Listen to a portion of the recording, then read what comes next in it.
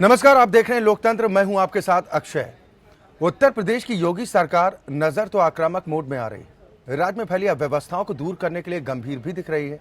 ताबड़तोड़ फैसले लिए जा रहे हैं। कैबिनेट की बैठक में एक के बाद एक प्रस्तावों पर मुहर भी लगाई जा रही है, लेकिन इसका कुछ खास असर होता दिखाई नहीं दे रहा। पूर्वांचल से लेकर पश्चिमांचल और पश्चिमांचल से लेकर बुंदेलखंड तक के लिए कई घोषणाएं की गई। उन पर अमल कैसे होगा, इस पर सस्पेंस अभी भी बरकरार है। प्रशासनिक मशीनरी में बड़ा फेरबदल भी हो चुका है। सरकारी कर्मचारियों के लिए नीति बनाने की बात भी सामने आ रही है। खनन पर रोक के बावजूद खनन माफिया अभी भी सक्रिय हैं। सवाल कई हैं जिनका जवाब सूबे की जनता जानना चाहती है। सवाल है, योगी नीति से आखिर भ्रष्टाचार पर कैसे लगाम लगेगी? ई टेंडरिंग से कितनी पारदर्शिता आएगी? तबादला नीति से कर्मचारियों की नीयत में आखिर कितना बदलाव होगा? और अवैध खनन पर लगाम आखिर कैसे लगेगी? सवाल और भी हैं जिनका जवाब आज लोकतंत्र में हम तलाशने की कोशिश करेंगे।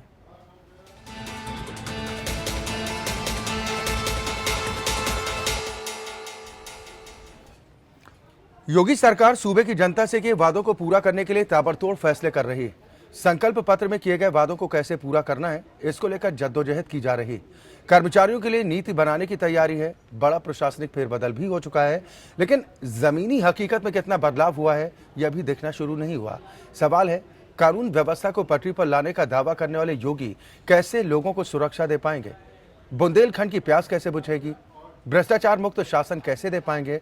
अवैध खनन पर रोक आखिर कैसे लग पाएगी? ऐसे कई और सवाल हैं जिनका जवाब योगी सरकार को देना है।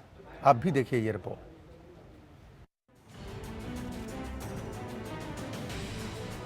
उत्तर प्रदेश की योगी सरकार राज्य में फैली अव्यवस्थाओं को दूर करने को लेकर गंभीर नजर आ रही है।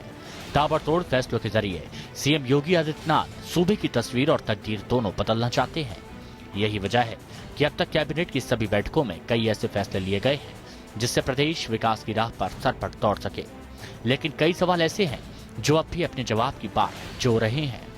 मसलन बुंदेलखंड की प्यास बुझाने के लिए योगी आदित्यनाथ ने 2 साल का वक्त तय किया है। इस अंतराल में आखिर वो कौन से कदम योगी सरकार उठाने जा रही है जिससे बुंदेलखंड की बदहाली दूर हो जाएगी? कानून व्यवस्था को पटरी पर लाने का बीजेपी का चुनाव के दौरान प्रमुख वादा था, लेकिन हकीकत यही है कि अभी कोई खास असर देखने को नहीं मिला है।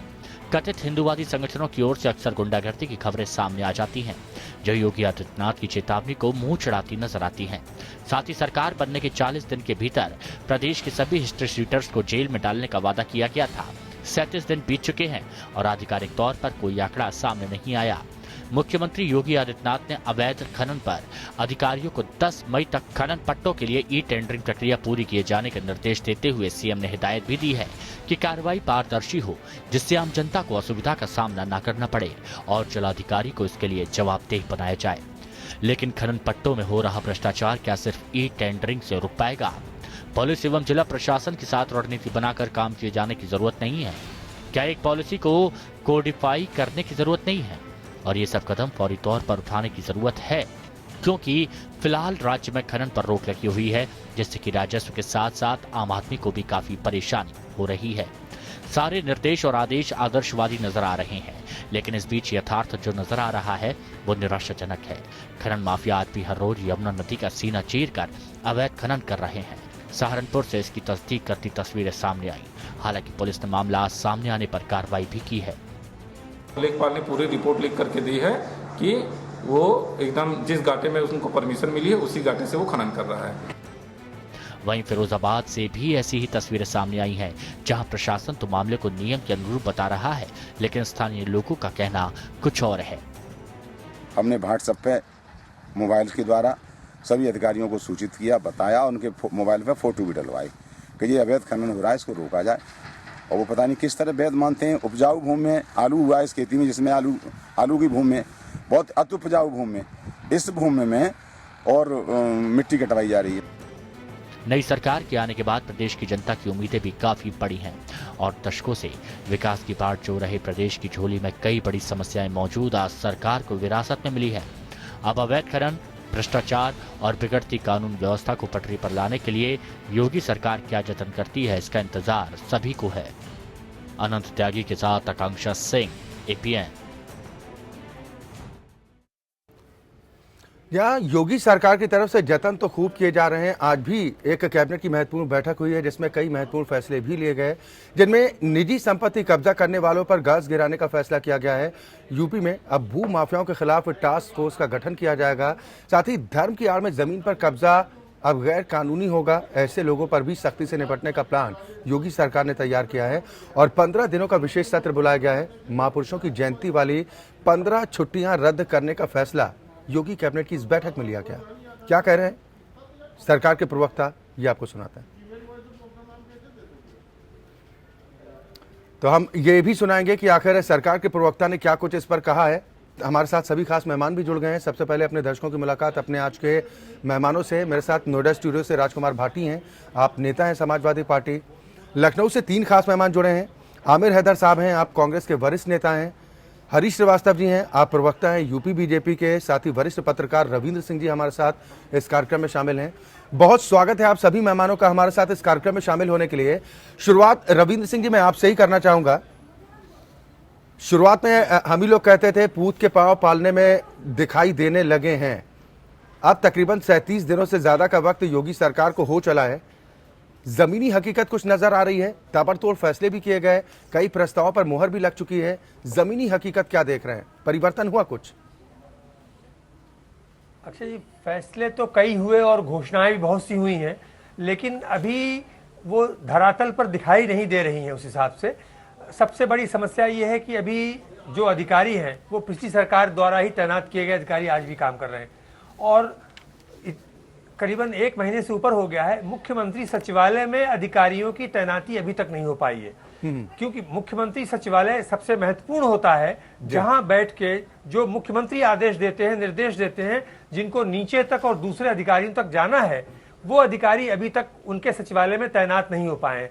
ये बड़ी एक आश्चर्यजनक बात लग रही है कि मुख्यमंत्री सचिवालय में ना प्रमुख सचिव अभी तैनात किए गए हैं, ना सचिव तैनात किए गए हैं। 2 विशेष सचिव स्तर के अधिकारी हैं जिनसे काम नहीं चलता है। तो पहली चीज तो मुख्यमंत्री सचिवालय में तैनाती होना बहुत अनिवार्य और बहुत जरूरी है। और दूसरी जिस तरीके से चीजें हो रही है, खनन माफिया और इन लोगों पर रोक लगाने की या इस तरीके की, तो अब कल ही का उदाहरण देखिए कि एक डीवाईएसपी के घर पर जाके खनन माफिया ने जिस तरीके से उसको लिटरली मारने की कोशिश करी, धमकाने की कोशिश करी और कहा कि तुमको जान से मार देंगे। यानी पुलिस के अधिकारी को खनन माफिया घर पे जाके धमका रहा है। तो अभी भी खनन माफियाओं के हौसले बहुत बुलंद हैं। भले ही अवैध खनन बंद कर दिया गया हो, लेकिन आज भी जारी है। तो इस तरीके से जो तमाम चीजें हैं, या बुंदेलखंड का मामला है, तो जो जहां जहां जो घोषणाएं हुई हैं उनको अमली जामा पहनाए जाने के लिए उन्हें एक अधिकारियों की एक ऐसी फौज चाहिए जो उनके हिसाब से, उनके मन से काम कर सके। अभी जिलों में वही पुराने अधिकारी तैनात हैं। कुछ जिलों में अधिकारी बदले गए हैं, डीएम बदले गए हैं, एसपी बदले गए हैं, कुछ कमिश्नर बदले गए हैं, लेकिन जिनसे काम लेना है योगी जी को, अभी बड़े पैमाने पर प्रदेश में अधिकारियों का तबादला नहीं हुआ है। पुराने अधिकारी जमे हुए हैं, वो आपके हिसाब से, आपकी योजनाओं के हिसाब से, आपके निर्देशों के हिसाब से काम या घोषणाओं के हिसाब से काम कर पाएंगे कि नहीं कर पाएंगे, ये अभी साफ नहीं है। इसलिए जरूरी है कि पहले तो तबादला नीति बने और जिलों में इनके हिसाब से, योगी जी के हिसाब से या भाजपा सरकार के हिसाब से अधिकारियों की तैनाती हो। चलिए सरकार के प्रवक्ता रविंद्र सिंह जी, सरकार के प्रवक्ता क्या कुछ कह रहे हैं? आज कैबिनेट की महत्वपूर्ण बैठक थी और इस बैठक के बाद उन्होंने क्या कुछ कहा है? क्या रणनीति रहेगी? कौन से प्रस्ताव थे जिन पर मोहर लगा दी गई है और कैसे जो वादा किया गया है उन वादों को पूरा कर पाएंगे? ये सबसे पहले हम अपने दर्शकों को सुनाते हैं। आज उस पर चर्चा हुई और हमने एंटी भू माफिया टास्क फोर्स का गठन किया है और इसका मकसद है कि पूरे प्रदेश में जहां जहां पर भी सरकारी जमीन पर जिन जिन लोगों ने भी कब्जा किया है, 2 महीने के अंदर उन सभी स्थानों को चिन्हित किया जाएगा। जहां तो सरकार ने यह महत्वपूर्ण फैसला किया है कि भू माफियाओं के खिलाफ अब सख्ती से कार्रवाई की जाएगी और उनके लिए स्पेशल टास्क फोर्स का गठन भी करने का फैसला कैबिनेट की बैठक में हो चुका है। सभी खास मेहमान हमारे साथ लगातार जुड़े हुए हैं। एक बार फिर हम रुख लखनऊ का करेंगे। आमिर हैदर साहब, मैं आपके पास आता हूं। योगी सरकार आपको आक्रामक मोड में नजर आ रही है? कुछ बेहतर आपको नजर आ रहा है कि सही दिशा में कदम उठाए जा रहे हैं? ऐसा है कि जब सरकार बदलती है और उसका अच्छे बहुमत मिलता है तो वो चाहते कुछ ऐसे रचनात्मक और अच्छे काम करें कि ताकि प्रदेश वो जनता तो हमसे आकर्षित हो। जाहिर है कि इन्होंने जब से आए हैं, अभी आए हुए कहे 1 महीना हुआ है, तो इन्होंने अच्छे घोषणाएं की हैं। अभी जैसे भू माफियाओं के सिस्टम किया है। अभी कुछ दिन पहले 150 साल पहले मैंने खुद भू माफियाओं के खिलाफ बहुत बड़ा जलसा किया था, जिसमें नारायण दत्त तिवारी वगैरह सब हम लोग गए थे जी। तो हम लोग खुद चाहते थे कि ऐसे लोग, जो लोगों के पब्लिसिटी नहीं हुई, लोगों ने जल्दी जल्दी ज़मीनें खरीद लिया, उन किसानों को बेचारों को मालूम भी नहीं हुआ क्या होने वाला है, ज़मीन की क्या कीमत बढ़ने वाली। पहले नोटिफिकेशन होना चाहिए था, लोगों को मालूम होना चाहिए था। ये अन्याय हुआ बेचारे किसानों के साथ। तो मैं समझता हूँ ये अच्छे कदम है, लेकिन पब्लिक ये चाहती इम्प्लीमेंट होना चाहिए, ये नहीं भाषण। मैं उसका भी कायल हूँ कि इम्प्लीमेंटेशन 2-3 महीने में नहीं हो पाता है, 6 महीने का मौका देना चाहिए। 6 महीने से पहले आप टीका टिप्पणी ज्यादा करना, मैं समझता हूँ ये अच्छी बात भी नहीं है, ये हकबजानिब बात भी नहीं है। लेकिन जब आपके एब्सोल्यूट मेजॉरिटी में आ जाते हैं तो आपके लोग जो हैं वो समझने लगते हैं कि हम तानाशाह हो गए। जैसे एक मरतबा मायावती एब्सोल्यूट मेजॉरिटी में आ गई, उनके कुछ लोग इतनी तानाशाही करने लगे, इतने गलत लोगों के मुकदमे उनके कायम होने लगे गलत लोगों के ऊपर, तो उससे देखिए वो एब्सोल्यूट मेजॉरिटी में नहीं रही जी। इसी वजह आप देखिए अभी पिछली अखिलेश सरकार थी, एब्सोल्यूट मेजॉरिटी में थी, उसने भी अच्छे कुछ काम किए, लेकिन उनके कुछ लोगों ने गलत काम किए जिसका असर हुआ पब्लिक पे। जब असर हुआ तो पब्लिक ने एब्सोल्यूट मेजॉरिटी में अब बीजेपी को दे दिया है। ये बीजेपी भी अब निकल नहीं सकती है, जो घोषणाएं करनी उनको जमीन पे लाना पड़ेगा। दिल्ली में भी इनकी सरकार एब्सोल्यूट मेजॉरिटी में है, यूपी में भी सरकार एब्सोल्यूट मेजॉरिटी में है। अब ये नहीं कह सकते कि ये सड़क नहीं बन पाई, गड्ढा रहित होना है 15 जून तक, नहीं होंगे तो समय इंप्लीमेंट नहीं हुआ पब्लिक पे। देखिए जितनी जल्दी पब्लिक, अब पब्लिक बड़ी अवेयर हो गई है, पब्लिक जितनी जल्दी आपको वोट देख के एब्सोल्यूट मेजॉरिटी में इसलिए ला रही है कि पब्लिक अवेयर है, वो चाहती कि आपको बहाने का मौका ना मिले। चलिए, यानी ये अच्छी बात है कि अब ये राजनीतिक दलों को भी इस बात का एहसास होने लगा है कि अब काम का आकलन आम जनता बेहतर तरीके से करती है। अगर काम के साथ कोताही बरती गई तो उसका खामियाजा भुगतने को भी सियासी दलों को तैयार रहना चाहिए। ठीक है सर, मैं आपके पास आऊंगा, 1 मिनट में फैसला करती है। ठीक है सर, मैं आपके पास आऊंगा। राजकुमार भाटी जी, मेरा सवाल आपसे है, आपकी जब सरकार थी अखिलेश सरकार, तब आपकी पार्टी के मुखिया, आपके संरक्षक मुलायम सिंह यादव जी ने भी कई बार खुले मंचों से कहा कि ये भू माफियाओं पर लगाम कसी जानी चाहिए, और कार्यकर्ताओं को भी नसीहत दी कि जमीन के लिए काम ना करें, जमीनी स्तर पर काम करें। अब योगी सरकार ने फैसला कर लिया कि स्पेशल टास्क फोर्स बनाएंगे और जो भी भू माफिया होंगे, जो लोगों की जमीन पर कब्जा अवैध तरीके से करते हैं, उनके खिलाफ ठोस एक्शन होगा। ये स्टैंड आपको सही दिशा में लग रहा है? हमारी सरकार में ज़मीनों से अवैध कब्जे हटाने के लिए स्पष्ट नीति थी सरकार की, और स्पष्ट योजना थी। हर मंगलवार को तहसील में तहसील दिवस होता था, उसमें सुनवाई होती थी। शनिवार को थानों में थाना दिवस होता था। ज़्यादातर इनमें ज़मीनों संबंधी सुनवाई होती थी। सर, क्यों और एक गवर्नमेंट का पोर्टल बना हुआ था जिसमें तहसील दिवस में और थाना दिवस में आने वाली शिकायतें सीधे मुख्यमंत्री तक पहुंचती थी, उन पर कार्रवाई की जाती थी। फिर भी अगर कोई शिकायतें रह गई, किसी कहीं जमीनों पर कब्जे हैं, तो योगी जी उन्हें हटवाएं, हम उनका स्वागत करते हैं। और ये जो हर चीज पे एक टास्क फोर्स बना देते हैं, हर चीज पे एक टास्क फोर्स बना देते हैं कि छेड़छाड़ रोकने के लिए भी टास्क फोर्स बनेगी। टास्क फोर्स की कोई जरूरत नहीं है। तहसीलों में तहसीलदार बैठे हैं, जिले में डीएम बैठे हैं, थानों में थानेदार बैठे हैं, वो कार्रवाई करें, उन्हें करनी है फिर भी कार्रवाई। इसका नाम परिवर्तित कर देने से, एक नया नाम दे देने से कोई काम नहीं होगा। और जमीनी हकीकत यह है अक्षय जी, जो अभी आपने थोड़ी देर पहले सवाल किया कि इस 1 महीने में जो केसरिया ब्रिगेड है, जो भगवा गुंडों की टीम है, वो बेलगाम हो गई है। एसएसपी के ऊपर उनके घर में जाके हमले किए जा रहे हैं, थानों में जाके दरोगाओं को पीटा जा रहा है, कमरों से खींच के लड़के लड़कियों को बाहर निकाला जा रहा है। हिदायत भी तो सरकार की तरफ से दी जा रही है, पीटा जा रहा है। भाटी जी, हिदायत भी तो सरकार की तरफ से सख्त दी जा रही है। नहीं, क्या हिदायत से काम चल जाएगा? क्या इनके खिलाफ मुकदमे क्यों नहीं दर्ज किए गए? एमपी क्यों बाहर है? जिस एमपी की देखरेख में एसएसपी के घर पे हमला किया गया, एसएसपी की पत्नी रो रही है कि मेरे बच्चे चिल्ला रहे थे, हमने अपने आप को इतना असुरक्षित कभी महसूस नहीं किया। सरकार का क्या रौबदाब है, सरकार की क्या कानून व्यवस्था है?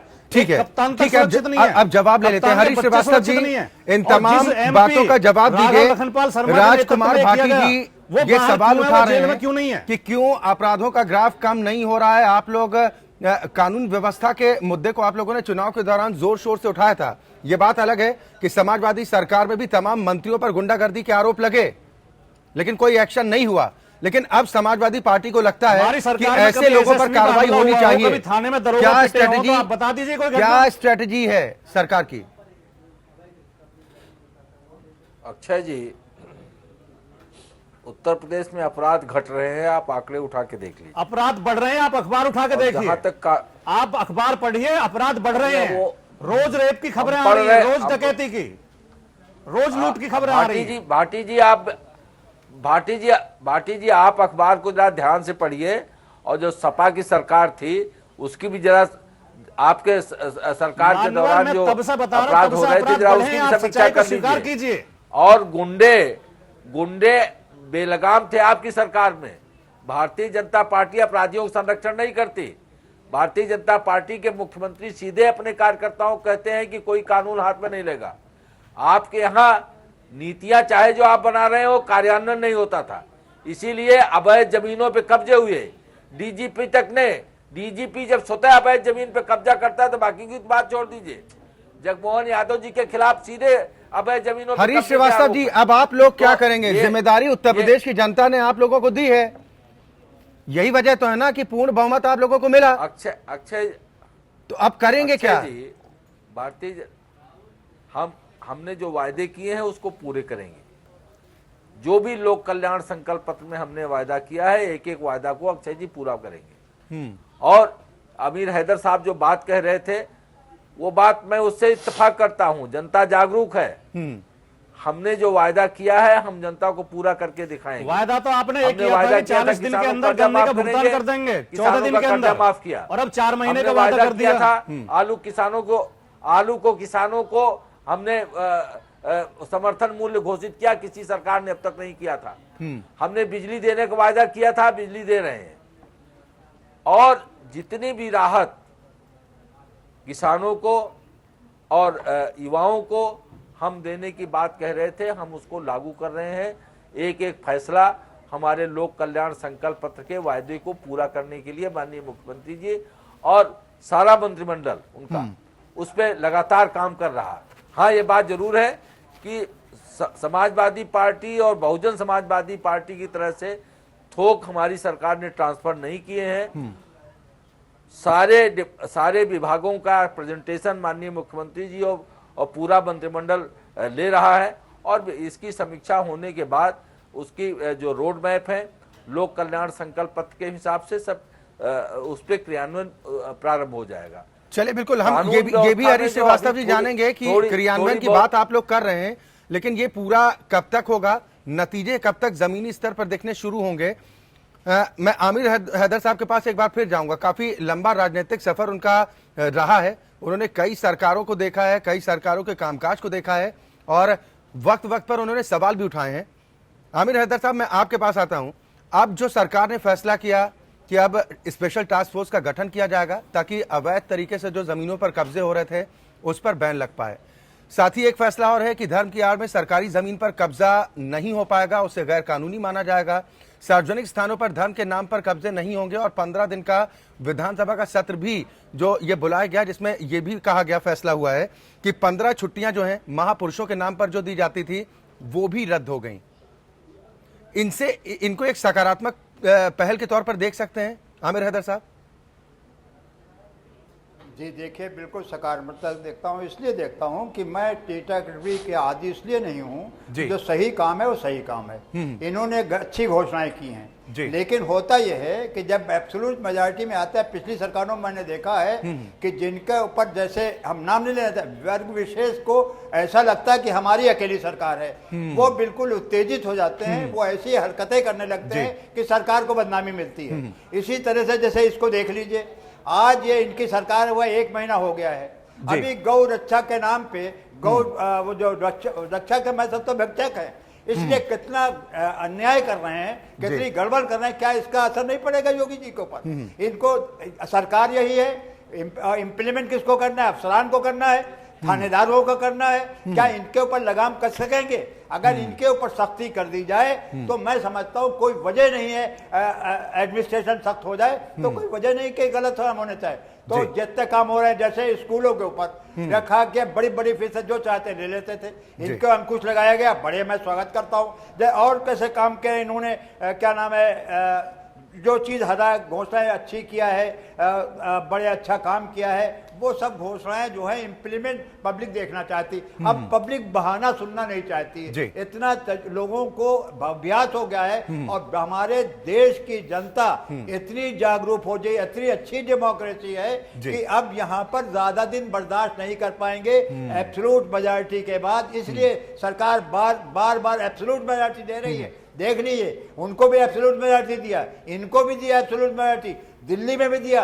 अब वो देखना चाहती कि इम्प्लीमेंट हो रहा है कि नहीं है, हमारे काम हो नहीं है सरकार के, पब्लिक ये देखना चाहती। और अगर यही इसके विपरीत काम शुरू हो गए, इनके लोगों ने, जैसे बजरंग दल हुआ, गौ रक्षक वाले हुए, ये आप वाहिनी है इनकी, हिंदू वाहिनी, हिंदू, ये लोगों ने अगर अब ये समझ लिया सरकार केवल हमारी है, हम जो चाहें लॉ एंड ऑर्डर अपने हाथ में ले ले, तो ज्यादा दिन चलने वाला नहीं है। मैं समझता हूँ सरकार का नियंत्रण होना चाहिए। और मैं तो ये कहता हूँ, योगी जी तो ना शादी किया ना ब्याह किया, इनके तो औलाद जो कुछ है, यह संतान जो है हम ही लोग सब है, पूरा प्रदेश उनकी संतान है। उनको तो ऐसा काम करना चाहिए जो आदर्श रहना चाहिए। योगी जी जब आए तो हम भी समझते थे योगी जो आए कि इनको धन, वो क्या नाम, पूजा पाठ से मतलब ये कुछ नहीं कर पाएंगे। जब आए इन्होंने 1 महीने में जो अच्छे घोषणाएं की हैं, तो मैं समझता हूं कि इसको घोषणा को इम्प्लीमेंट अगर करा ले गए योगी जी, तो मैं समझता पब्लिक जनता जो है यहाँ पे इनको अप्रिशिएट करेगी।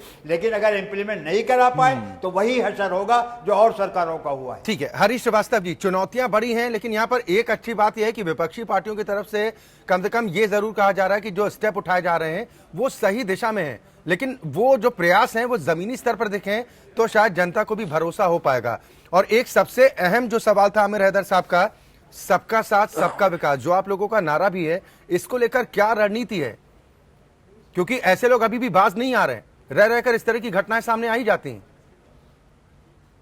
देखिए अक्षय जी, बिल्कुल नहीं ऐसा है। अगर ऐसा कोई कहता है तो वो या तो उसकी जानकारी कमजोर है या वो भ्रमित करने वाली बात करता है। सबके साथ सबके विकास का तात्पर्य बहुत स्पष्ट है और हमारे माननीय प्रधानमंत्री जी ने, माननीय राष्ट्रीय अध्यक्ष जी ने, माननीय मुख्यमंत्री जी ने सबसे स्पष्ट किया है कि बिना जाति और वर्ग के भेदभाव के सबके साथ सबको समान न्याय और सबको समान अवसर।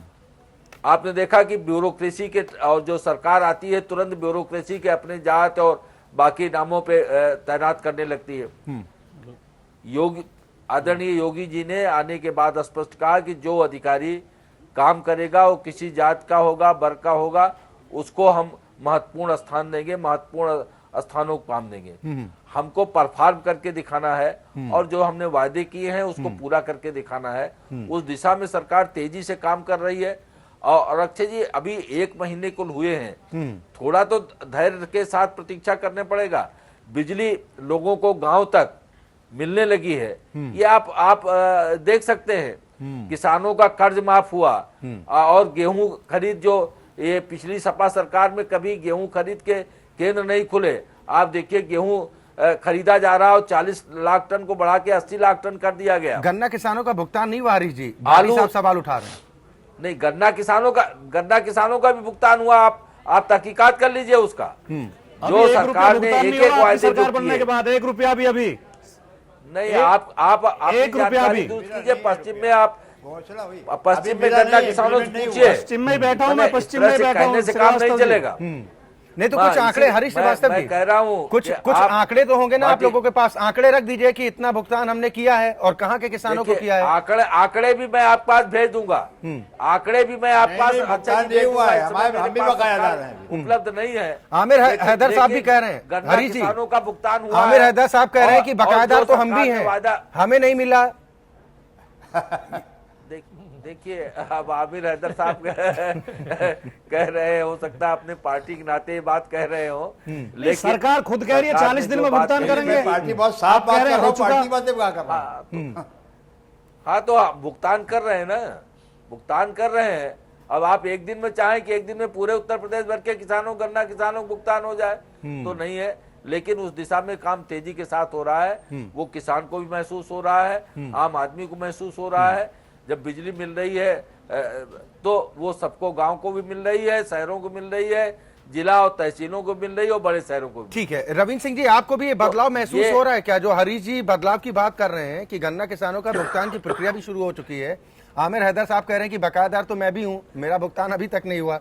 और बिजली की बात करें, हालांकि ये भी बात सही है, थोड़ा वक्त दिया जाना जरूरी है, लेकिन जो स्टैंड क्लियर किए जा रहे हैं सरकार की तरफ से, चाहे वो तबादला नीति जो अब कर्मचारियों को लेकर कही जा रही कि तबादला नीति, इससे नियत में परिवर्तन ला पाएंगे क्या? कर्मचारियों के, अधिकारियों के फर्ज के प्रति वो ईमानदार रहें, ये कहां से लेकर आएंगे? देखिए अक्षय जी, सबसे बड़ी चुनौती वही है कि इतने वर्षों से जिस तरीके से जो नौकरशाही में और नीचे तक और भ्रष्टाचार फैल चुका है कि एक एक कदम पर भ्रष्टाचार होता था, वो भ्रष्टाचार कैसे दूर हो पाएगा, यही अधिकारी कैसे उस भ्रष्टाचार के उससे निकल के और सही ढंग से ईमानदारी से काम करेंगे, ये एक चुनौती उनके लिए भी है और योगी जी के लिए भी है कि भ्रष्ट अधिकारियों से कैसे काम कराएंगे।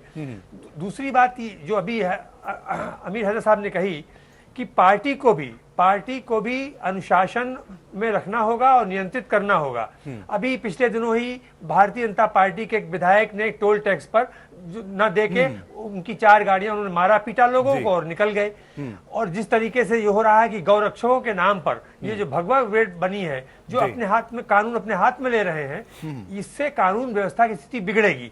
कम से कम इन चीजों पर भी योगी जी को अंकुश लगाना पड़ेगा कि उनके जो अपने आनुषांगिक संगठन हैं, उनके कार्यकर्ताओं और पदाधिकारियों से कहना पड़ेगा, उन पर नियंत्रण रखना पड़ेगा कि वो काम करें।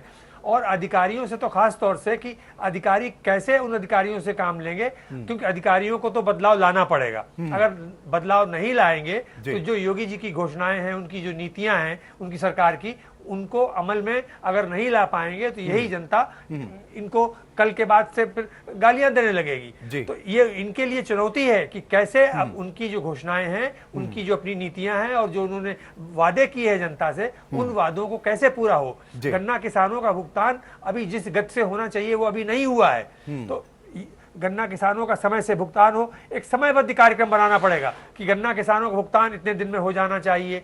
जैसे अभी तक अधिकारियों और मंत्रियों को कहा गया था कि आप अपनी संपत्ति का ब्यौरा दीजिए, अभी योगी सरकार के मंत्रिमंडल के सदस्यों ने ही अभी अपने संपत्ति का ब्यौरा नहीं दिया है, अभी अधिकारियों ने नहीं दिया है। तो इस तरीके से ये चीजें भी हैं कि अब ये देखना पड़ेगा कि कोई एक समयबद्ध कार्यक्रम तय करना पड़ेगा कि भाई इस तारीख तक आप नहीं देंगे, उसके बाद हम देखेंगे कि आपके खिलाफ क्या कार्रवाई की जाए। तो सख्ती भी करना पड़ेगी, सख्ती करना पड़ेगी और उनकी नियत अच्छी है। और दूसरी बात जो आमिर साहब ने जो बात कही थी कि अभी हम बहुत जल्दबाजी ना करें, क्योंकि अभी बहुत कम समय हुआ है, हमें देखना है कि 2 महीने 3 महीने, आमतौर पर हम लोग 6 महीने देते हैं। हमने पिछली बार हम लोगों ने भी कहा था कि 6 महीने किसी भी सरकार को कम से कम दिए जाने चाहिए कि वो काम करके दिखाने लायक हो।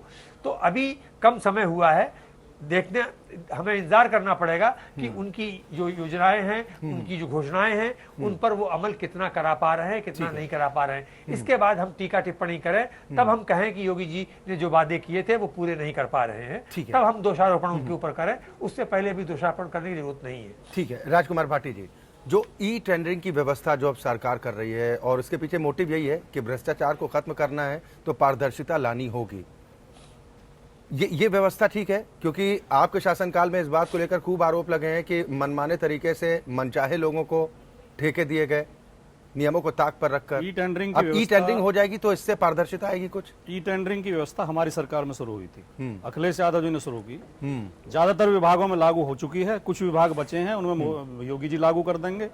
ई टेंडरिंग की व्यवस्था ठीक है, उसमें बेईमानी के कम चांस होते हैं, कमीशन खोरी के कम चांस होते हैं, लेकिन असली जो कमीशन खोरी होती है ठेकों में, वो बिल पे होती है। ई टेंडरिंग से तो आप टेंडर दे देंगे, जब इंजीनियर बिल पास करने के लिए फाइल जाएगी उस पर ठेकेदार से कमीशन खाएगा। अगर कमीशन नहीं देंगे तो उसे बिल पास नहीं करेगा, और अगर कमीशन देंगे तो उसमें गुणवत्ता पे फर्क पड़ेगा। तो उस कमीशन खोरी को कैसे बंद करेंगे योगी जी, ये भी देखना होगा।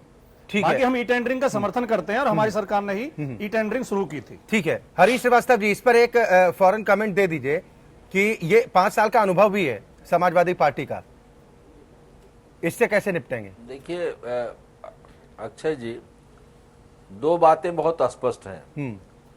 सरकार की दृढ़ इच्छा शक्ति हो, समाजवादी पार्टियां नीतियां बनाती थी, क्रियान्वयन के प्रति गंभीर नहीं थी, इसलिए पूरा सिस्टम में मनमानी व्याप्त था। और मनमानी सिस्टम में इसलिए व्याप्त था कि समाजवादी पार्टी के ही कार्यकर्ता, समाजवादी पार्टी को श्रीवास्तव जी कब तक कोसते रहोगे? अब अपनी नीतियां बताइए, आप क्या करेंगे आगे? समाजवादी पार्टी का दौर खत्म हुआ, अब अपनी नीतियां बताइए आप। हम तो बता ही रहे हैं भाटी साहब। तो और पार्टी के पास स्पष्ट नीति है और दृढ़ राजनीतिक इच्छा शक्ति है, और पारदर्शिता सिस्टम में पारदर्शिता ला करके भ्रष्टाचार को समाप्त करने की दिशा में मजबूत काम किया जा रहा है। एक वादा था हरीश श्रीवास्तव, भ्रष्टाचार पे लगाम लगेगा पारदर्शिता से। जी। और जो कानून व्यवस्था पट्टी पे ला करके हम सुशासन को स्थापित करेंगे, पारदर्शी व्यवस्था देंगे, जवाबदेह और अकाउंटेबल व्यवस्था देंगे, उससे इस भ्रष्टाचार पे लगाम लगेगी। नहीं, कानून व्यवस्था को पटरी में लाने में कितना वक्त तकरीबन लगना चाहिए या लग सकता है हरीश श्रीवास्तव जी? देखिए, इसको वक्त में मत मांगिए अच्छे जी, एक पूरा सिस्टम है और सिस्टम को अकाउंटेबल और आंसरेबल बनाए जाने की दिशा में माननीय मुख्यमंत्री जी बहुत तेजी के साथ, बहुत गंभीरता के साथ प्रयास कर रहे हैं। और नए डीजीपी आए हैं, वो लगातार उस पर काम कर रहे हैं, और आने वाले दिन में इसका असर आपको देखने को मिलेगा। ठीक है। आमिर हैदर साहब, मैं यही सवाल आपसे भी मेरा है कि जो चीजें जमीन पर दिखनी चाहिए, आपने कहा कि तकरीबन 5 से 6 महीने का वक्त तो देना चाहिए किसी भी नई सरकार को, फिर सवाल जवाब किया जाना ठीक होता है। और कदम की आपने तारीफ की है कि जो कदम उठाए गए हैं वो कदम पॉजिटिव उसको माना जा सकता है, लेकिन अगर धरातल पर उतारे जाएं तो कानून व्यवस्था का हम जिक्र कर रहे हैं कि एक वादा था, संकल्प पत्र में भी है, शायद हरीश जी को याद होगा कि 40 दिन के अंदर सरकार गठन के बाद जो भी हिस्ट्री शीटर हैं हम सलाखों के पीछे भेजेंगे। तो ये वादा तो कम से कम नहीं करना चाहिए था ना उस वक्त। अच्छा, ये बताइए कि जितनी सरकारें आई, एक जमाने जमाने में मायावती ने कहा था कि मुलायम सिंह जब आएंगे तो इनको हम जेल में भेज देंगे, इनके लोगों को। जब मुलायम सिंह के लोग आए तो इन्होंने कहा मायावती को जेल भेज देंगे। किसी ने किसी को जेल भेजा? ये बड़े नेता एक दूसरे को जेल नहीं भेजते हैं, ये एक दूसरे से साठगांठ कहते हैं। मैं एक बात पूछना चाहता हूँ कि मैं हमेशा इस भ्रष्टाचार के खिलाफ जमीन पर लड़ता रहा हूँ। एक मतलब अमिताभ बच्चन से मेरा, आप जानते हैं, मेरा जाति झगड़ा नहीं था, लोग समझते इनका झगड़ा है। गरीबों के किसान जमीन ले लिया था, और मुलायम सिंह के जमाने में ले लिया था उन लोगों ने। अमिताभ बच्चन ने को जमीन दिलाया था, यहाँ पे अमर सिंह एक थे, उन्होंने जमीन दिला दिया, दूसरों की जमीन दिला दिया, मैंने उसकी लड़ाई लड़ी, आप जानते हैं। उसके बाद मैंने उनकी जमीन छुड़वा दिया, छुड़ाने के बाद उन गरीबों की जमीन वापस मिल गई। तो आप ये समझिए, इस पे बयान हल्फी लगाया कि इतनी हमारी जायदाद है जया बच्चन ने। हमने जया बच्चन को इलेक्शन कमीशन को लिखा, इलेक्शन कमीशन ने FIR की ऑर्डर कर दिया। जब मायावती सरकार आई, मायावती से मैंने कहा कि इनके FIR का ऑर्डर हो गया है, इनको अरेस्ट कीजिए। तो मायावती ने वो ऑर्डर नहीं लिया। हजरतगंज कोतवाली में हम गए, कोतवाल की हिम्मत रही हुई कि वो ऑर्डर हमारी दरखास्त ले ले, इतनी हिम्मत हुई, इसलिए एक दूसरे से साठगांठ रहती है। मैं योगी जी से ये कहना चाहता हूँ, आप तो योगी है, आपको दुनिया से कुछ लेना देना नहीं है, आप अच्छे काम करके दिखाइए। ये भ्रष्ट अधिकारी किसी के नहीं होते हैं। आज आपके कुछ छापे पड़े, करोड़ों रुपया मिला है इनका, कि इनकी कमाई है, हमारी कमाई है। हम कहते हैं कि जब ये हम सबसे बड़े नेताओं पर सवाल उठाते हैं, MLA हो गया, वो MLA जब हुआ है उस वक्त उसकी क्या उसकी आमदनी थी?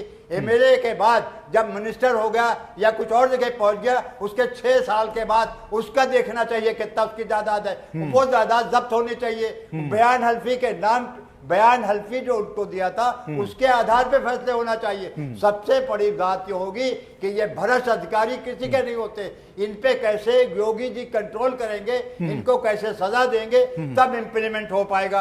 अभी अभी देखिए यश भारती मिला, मैं कहता हूँ यश भारती बहुत से लोगों को गलत मिला है, उनके दोस्ती की बुनियाद पे मिल गया, मैं उस पर भी कंडेम करता हूँ। अगर ये इंक्वायरी कर रहे हैं तो हर चीज पे करें। और उसके बाद सबसे बड़ी बात जो होती है, जब सरकारें आती है एब्सोल्यूट मेजॉरिटी में, तो उनके लोग पागल हो जाते हैं। जब पागल होते हैं, लॉ एंड ऑर्डर को अपने हाथ में ले सकते हैं कि हमारी सरकार कोई क्या करेगा। यही मायावती के जमाने में हुआ, यही मुलायम सिंह के सरकार जमाने में हुआ, उन्हीं के लोगों के सरकार को बदनाम किया, और इनके लोग भी सरकार को बदनाम, 1 महीना हुआ है बदनाम होना शुरू हो गई है। गौ हत्या के नाम पे बेचारे गरीब मारे जा रहे हैं, भैंसे का गोश्त निकलता है, गौ हत्या बता देते हैं, कहीं पे कुछ हो रहा है, इस टाइप की हरकतें कर रहे हैं। लॉ एंड ऑर्डर जो है सख्ती से चलता है, और अगर गवर्नमेंट चाहे, और मैं कहता हूँ योगी जी अगर चाहें तो सख्ती अगर दिखा दे तो ये मजबूत हो जाएंगे, और अगर सख्ती नहीं दिखाते, लॉ एंड ऑर्डर को कंट्रोल नहीं कर पाते। बिल्कुल बिल्कुल हैदर साहब, आपने अभी ये जो जिक्र किया था कि चाहे मायावती हो, वादा तो करती हैं कि जब हम सत्ता में आएंगे तो हम पिछली सरकारों का भ्रष्टाचार उजागर करेंगे और उन्हें सलाखों के पीछे भेजेंगे।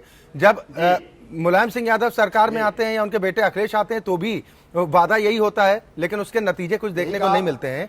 अब बिजली विभाग की तरफ से एक नोटिस भेजा गया है मुलायम सिंह यादव जी को, शायद 4 लाख से कुछ ज्यादा का बकाया भी है। तो कम से कम ये एक सकारात्मक पहल देख रहे हैं कि सरकार चाहे वो आम हो या खास हो, रियायत करने के मूड में नहीं है। देखिए मैं स्वागत कर रहा हूँ। अमीर हैदर अगर नहीं देते बिजली तो हमारे बिजली काट दी जाए, हमको जेल भेजी जाए, हमको सजा दी जाए। अगर मुलायम सिंह नहीं दे तो उनको कोई सजा नहीं मिलती है। जो भी ऐसा गड़बड़ करे इस पे एक नजर से सबको देखना चाहिए, तब चल पाएगा देश, तब देश की जनता विश्वास कर पाएगी, वरना ये जनता विश्वास करने वाली नहीं है। जल्दी जैसे इनको बदला है वैसे दूसरों को बदल देगी, दूसरी सरकारें आते रहेंगे। अब जनता बहुत दिन भाषण के कायल नहीं है, इम्प्लीमेंटेशन के कायल है कि जमीन पे क्या आप कर रहे हैं। भाटी साहब क्या कहेंगे इस पर?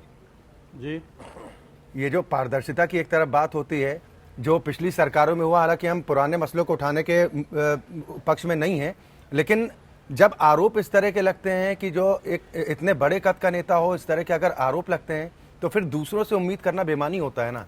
नहीं, बिजली का बकाया किसी के ऊपर हो जाना कोई चोरी नहीं है, कोई अपराध नहीं है। बिजली का बिल जमा नहीं हुआ, मीटर में हेरफेर तो गलत नहीं, मीटर में कोई हेरफेर नहीं पाई गई, लोड बढ़ाया गया है। लोड अधिकारियों ने जाकर देखा होगा, लोड ज्यादा है तो लोड बढ़ा दिया होगा। ये पहले क्यों नहीं देखा गया आपकी जब सरकार? कितने केस उत्तर प्रदेश में ऐसे होंगे, कोई अकेला केस तो है नहीं कि माननीय मुलायम सिंह यादव के ऊपर ही बकाया है या उन्हीं का लोड बढ़ाया गया है। अब ये हो सकता है इंटेंशन रही हो इसके पीछे कोई, या जानबूझ कर ये एक बदले की राजनीति रही हो।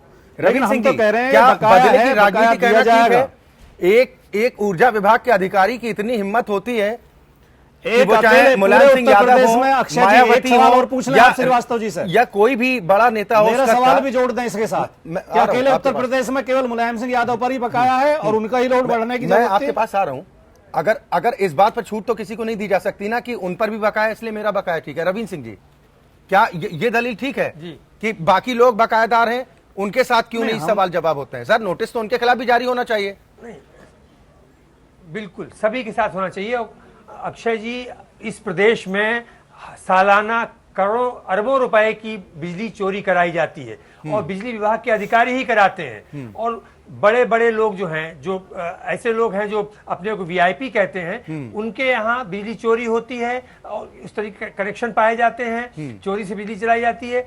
और बड़े बड़े ऐसे उद्योगों को, मझोले उद्योगों को बिजली विभाग के अधिकारी बिजली देते हैं चोरी से। जिस क्षेत्र में जाना है बिजली वहां काट देंगे, लेकिन उनको बिजली मिलेगी। इस तरीके से सबसे पहले तो अंकुश लगना चाहिए बिजली चोरी पर। अगर उत्तर प्रदेश में बिजली की चोरी रोक दी जाए पूरी तरीके से, तो कहीं 24 घंटे बिजली हर एक को मिलने लगेगी। सबसे बड़ी समस्या यह है कि बिजली चोरी, आप जाइए किसी भी लखनऊ में ही जाइए, लाइन से कटिया पड़ी हुई हैं और उनके दुकानों पर कटिया हैं, घरों में कटिया हैं, दिन रात चोरी होती है। तो चाहे मुलायम सिंह जी हो और चाहे कोई दूसरा, किसी भी व्यक्ति के साथ भेदभाव नहीं होना चाहिए। बकायादार कोई भी हो, जब हमारे ऊपर नोटिस आता है कि साहब आपने 2 महीने से बिजली का बिल जमा नहीं किया, तो दूसरे लोगों के पास क्यों नहीं जाता है? अगर इस तरह के नोटिस पहले रवींद्र सिंह जी नहीं गए तो ये तो पिछली सरकारों की कमजोरी रही है ना। जी कमजोरी रही कि उन्होंने नोटिस नहीं भेजा कि 4 लाख का बकाया हो गया। अगर हमारे ऊपर 40,000 बकाया हो जाए तो हमारी बत्ती काट दी जाएगी, उनके ऊपर 4 लाख बकाया हुआ नहीं काटी गई। तो ये भेदभाव नहीं होना चाहिए। कोई भी व्यक्ति हो, कितना बड़ा वीआईपी क्यों ना हो और सामान्य आदमी क्यों ना हो, दोनों को ही एक बराबर समान तराजू में तोला जाना चाहिए। और जो भी ऐसा काम कर रहा है, जो बकाया नहीं दे रहा है, क्योंकि हम यहाँ रह रहे हैं तो हमें टैक्स देना है। अगर हम टैक्स देना है या बिजली का बिल देना है, पानी का बिल देना है, तो ये कौन देगा हमारे अलावा? अगर हम साल 2 साल 3 साल भुगतान नहीं करेंगे, इसका मानिए कि हम सरकार के ही खाते में सेंध लगा रहे हैं। तो वो सेंधबाजी नहीं होना चाहिए। किसी के साथ भेदभाव नहीं हो, सबके साथ एक जैसी कार्रवाई होनी चाहिए। ठीक है हरीश श्रीवास्तव जी, ये जो हाल में हमने बड़ा प्रशासनिक फेरबदल भी देखा, तमाम आईएएस आईपीएस अधिकारियों के तबादले किए गए। हालांकि शुरुआती दौर में माना जा रहा था कि अब सरकार का गठन हुआ है, अब अधिकारियों को इधर उधर जाना ही होगा। हालांकि आप लोगों ने थोड़ा इंतजार किया, उनसे काम करवा कर देखा और उसके बाद ये फेरबदल किया है। अब कितनी उम्मीदें आपको लग रही हैं कि जो भी योजनाएं लाने की बात आप लोगों ने सोची है या जो वादे किए हैं, उनको जमीन पर उतारने में, धरातल में उतारने के लिए सहयोग कितना मिल पाएगा इन अधिकारियों से? ये वही अधिकारी हैं जो पिछली सरकार में भी थे? नहीं अक्षय जी, देखिए जो भी अधिकारियों सभी विभागों को, इसलिए माननीय मुख्यमंत्री जी ने सबका प्रेजेंटेशन ले रहे हैं। लोक कल्याण पत्र, संकल्प पत्र में जो हमने वादे किए हैं उनका रोड मैप सबको बनाने को कहा गया है। उन प्रेजेंटेशन के आधार पे जो इफिशिएंट मशीनरी होगी, उन इफिशिएंट ऑफिसर्स होंगे, अकाउंटेबल और आंसरेबल ऑफिसर्स होंगे, उनको दायित्व दे करके और सरकार जो लोक संकल्प कल्याण संकल्प पत्र के हमारे वायदे हैं उनको पूरा करने के लिए दिशा में पूरी तरह से काम करेगी। अवैध खनन को लेकर कुछ खास असर चेतावनी का दिख नहीं रहा हरीश श्रीवास्तव जी। जो आपने कहा कि हम एक रोड मैप तैयार कर रहे हैं, उसके हिसाब से काम करेंगे, लेकिन सवाल इस बात को लेकर है कि एक तरफ तो पाबंदी है अभी फिलहाल खनन पर, बावजूद उसके हमने कई जगहों की तस्वीरें दिखाई हैं, धड़ल्ले से खनन चल रहा है और अधिकारी भी जानते हैं, उसके बावजूद ये रुक नहीं रहा है। जहां की आपने खबरें दिखाई हैं, सरकार सबको संज्ञान में लेगी और कड़ी और सख्त कार्रवाई करेगी। और जहां तक सवाल है खनन का, खनन पे माननीय मुख्यमंत्री जी पूरी तरह से गंभीर है। उन्होंने उप मुख्यमंत्री माननीय केशव प्रसाद मौर्य जी की अध्यक्षता में एक 3 सदस्यीय कमेटी बनाई थी। उसकी रिपोर्ट उस कमेटी ने उनको दी है और जल्दी ही उसका इम्प्लीमेंटेशन करके जो खनन घोटाला है, खनन माफियाओं के राज को खत्म करके और खनन का से राजस्व उत्तर प्रदेश सरकार को मिले और ये जो खनिज है ये सस्ते मिल सके उत्तर प्रदेश के लोगों को, उस दिशा में काम कर रही है। चले ठीक है, एक और महत्वपूर्ण फैसला जो आज कैबिनेट की बैठक थी उसमें हुआ है, वो फैसला भी बता देते हैं आप सभी मेहमानों को भी और अपने दर्शकों को भी। एक फैसला जो कैबिनेट की बैठक में किया गया कि जो महापुरुषों की जयंती वाली 15 छुट्टियां थी, अब वो रद्द कर दी जाएंगी ताकि जो अधिकारी कर्मचारी हैं कम से कम कामकाज कर पाएं और जो महापुरुषों के नाम पर जो छुट्टियां होती हैं उनका इस्तेमाल ठीक ढंग से हो पाए। क्या कुछ कहा गया है सरकार की तरफ से, ये सुनाते हैं। जो हमारे सार्वजनिक स्थल हैं इन पर भी माननीय सुप्रीम कोर्ट का आदेश है कि अगर कोई कब्जा करता है या धार्मिक स्थल में उसको कन्वर्ट करता है तो वह भी इनलीगल माना जाएगा, गैर कानूनी माना जाएगा।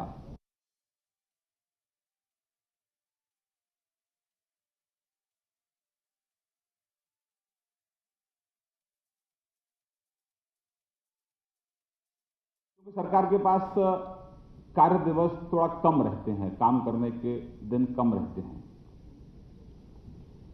इसलिए तो कुछ महापुरुषों के जो जन्मदिन होते हैं, बलिदान दिवस होते हैं, उस दिन छुट्टियां रहती हैं। सरकारी दफ्तरों में भी उस दिन अवकाश नहीं रहेगा और उस दिन जो संस्थान हैं उनके स्वयं विवेक पर छोड़ा जाएगा कि वो उस दिन क्या कार्यक्रम रखते हैं।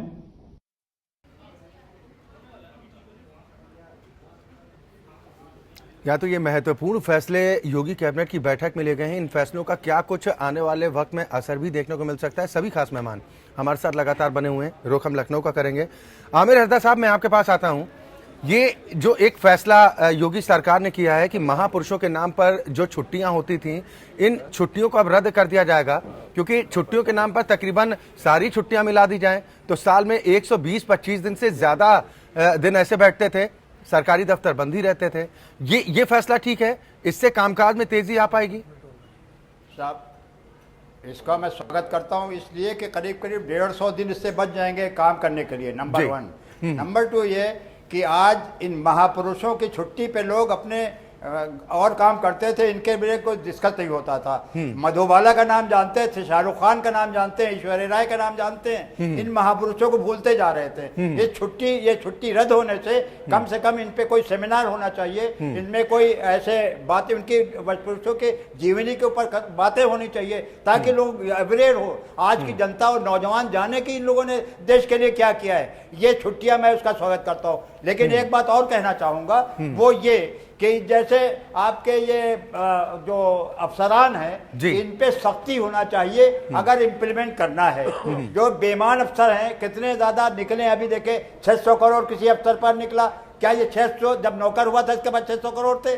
जो नेता बयान हल्फी देते हैं कि मेरे पास इतनी जायदाद है, जैसा मैंने आपके मिसाल दिया, अगर बयान हल्फी के जितनी जायदाद दिया है उसके आगे जो जायदाद हो सरकार जब्त कर ले, मैं समझता हूँ सरकार का इतना पैसा हो जाएगा, सरकार आराम से चलेगी और दौड़ेगी। और ये बिजली वाले जो हैं, जितने कटिया लगती हैं, जितने बड़े नेता, जैसा कि आपने बताया, बड़े नेताओं की बिजली माफ, छोटे छोटे आमिर हैदर से पकड़ जाए या उन पे नोटिस आवे तो उनकी बिजली पे सख्ती की जाए। अगर सख्ती हो जाएगी तो मैं समझता हूँ ये सरकार का फायदा होगा, ये सरकार अच्छे तरह से चलेगी। और अगर और दूसरा कंट्रोल करना हो इन लोगों को जो समझते हैं केवल मेरी सरकार है, जो अराजकता फैला रहे हैं, वो पब्लिक ये समझे कि मेरी भी सरकार है, आमिर हैदर की भी है, रामचंद्र भट्ट की भी है, सबकी सरकार है, तब जनता सरकार चलेगी, तब सर इनको वाहवाही मिलेगी। अदरवाइज ज्यादा दिन चलने वाला नहीं है। ठीक है हरीश श्रीवास्तव जी, आपको कहीं जाना भी है, फाइनल कमेंट भी आपसे मुझे लेना है, और साथ ही क्या भरोसा दिलाना चाहेंगे, क्योंकि चुनौतियां आप लोगों के पास हजार हैं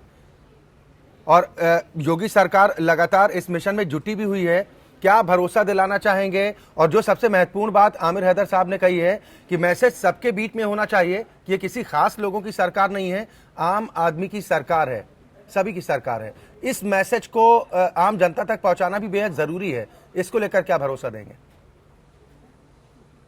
अक्षय जी, सरकार ने जो भी निर्णय लिए हैं भेदभाव रहित निर्णय किए हैं, और यही मैसेज आम जनता के बीच में है कि एक उत्तर प्रदेश में योगी जी के नेतृत्व में एक ऐसी सरकार है जो बिना जात और वर्ग के भेदभाव के निर्णय कर रही है। आपने देखा, चाहे ब्यूरोक्रेसी की तैनाती का मसला हो और चाहे अन्य निर्णय हो, चाहे वो किसानों का मसला हो, तो इसमें बिना भेदभाव के सभी जात और वर्ग के लोगों के, समाज के सभी वर्ग के हित के लिए सरकार काम कर रही है। और यही हमारी प्रतिबद्धता है, हमारी सरकार की प्रतिबद्धता है, और यही मैसेज भी आम व्यक्ति को है कि आज उत्तर प्रदेश में जो सरकार है वो सबके साथ सबके विकास के लिए प्रतिबद्ध है और उस पर जिम्मेदारी पूर्वक काम कर रही है।